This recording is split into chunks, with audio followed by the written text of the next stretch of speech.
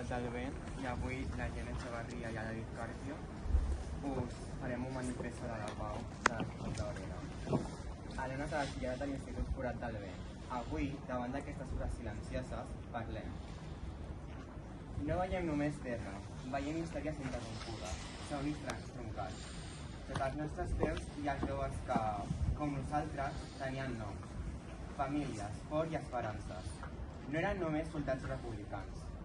Era en Joan, que volia estudiar medicina, era Josep, que cantava mentre treballava, era en Pere, que somiava en un país més just. Aquest és un lloc de memòria, no d'oblit. I la memòria, quan es contempla amb respecte, és una escola. Ens ensenya que la pau no és l'absència de guerra, sinó la presència activa de justícia, de diàleg i de compromís amb la dignitat de cada persona. La història d'aquí reposa.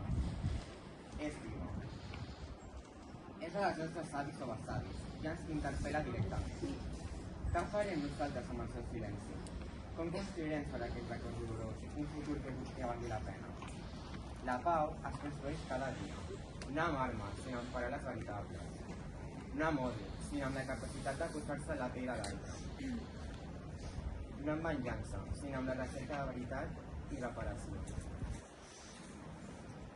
Per això, davant d'aquestes coses, no venim només a recordar, venim a comprometre's, a escoltar la història sencera, també la que fa mal, a defensar la convivència i els drets humans com a pilars de la nostra societat, a utilitzar la paraula com a eina de diàleg, mai com a arma, a ser guardians de la memòria perquè més semblant tornin a passar. Aquests homes van lluitar per ideals que en molts casos eren ideals de llibertat, igualtat i fraternitat. La millor manera d'honrar-los no és repetir els seus errors, sinó assolir per fi els seus somnis més nobles. Un país en pau, on ningú hagi de morir per les seves idees.